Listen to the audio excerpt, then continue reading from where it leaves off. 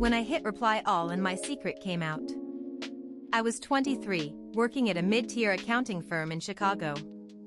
The email was from my boss, asking for an update on the quarterly budget report. My finger slipped. Instead of hitting reply, I hit reply all, and there it was, my inbox, filled with emails from coworkers I barely knew. My heart sank as I realized what I'd done. "I'm sorry," I typed quickly, trying to cover up my mistake. But the damage was already done.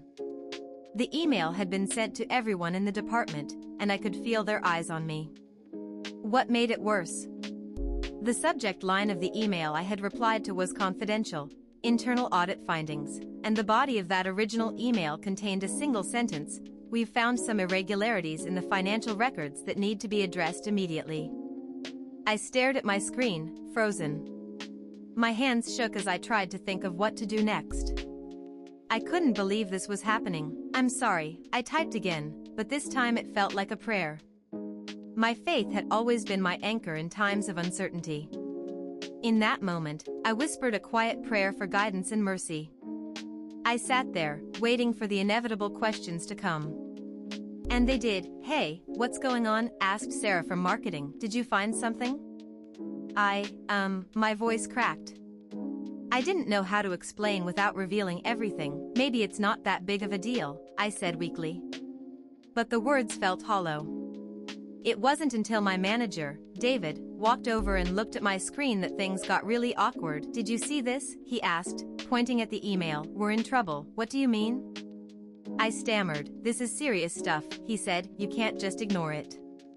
We need to address this immediately." "I know," I said, my voice barely above a whisper, "but I'm not sure how to handle it." He looked at me with concern. "You're not alone in this. We all have our moments of doubt and fear. But we can't let them stop us from doing what's right." "I know," I said, my faith strengthening me in that moment. "Can you take a look at the audit report?" he asked. "Maybe that will help clarify things for everyone." I nodded slowly, feeling both terrified and determined. As I read through the report, I realized how much more complicated everything was than I had imagined. There were discrepancies in the numbers, missing documents, and even some potential fraud. "I can't believe this is happening," I said out loud, my voice shaking with emotion. "How could this have happened?" David looked at me carefully. "It's not your fault. We all make mistakes. But now we need to fix them." I took a deep breath and nodded. "Okay. Let's do it." In the days that followed, I worked tirelessly to uncover the truth behind the audit findings. I talked to people, reviewed documents, and even met with some of the auditors who had been involved in the process. It was a long, grueling journey, but I never lost sight of my faith. I prayed every day for guidance and strength, and slowly but surely, things began to change. Eventually, we were able to resolve most of the issues with the audit report. Some people were held accountable, others were let go, and the company as a whole took steps to improve its internal controls and processes. Looking back on that time, I realize how much my faith helped me through it all.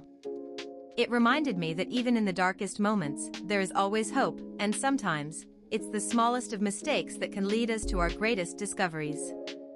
I learned a valuable lesson about responsibility, integrity, and the power of faith in times of crisis. And I will never forget the day I hit reply all and everything changed forever.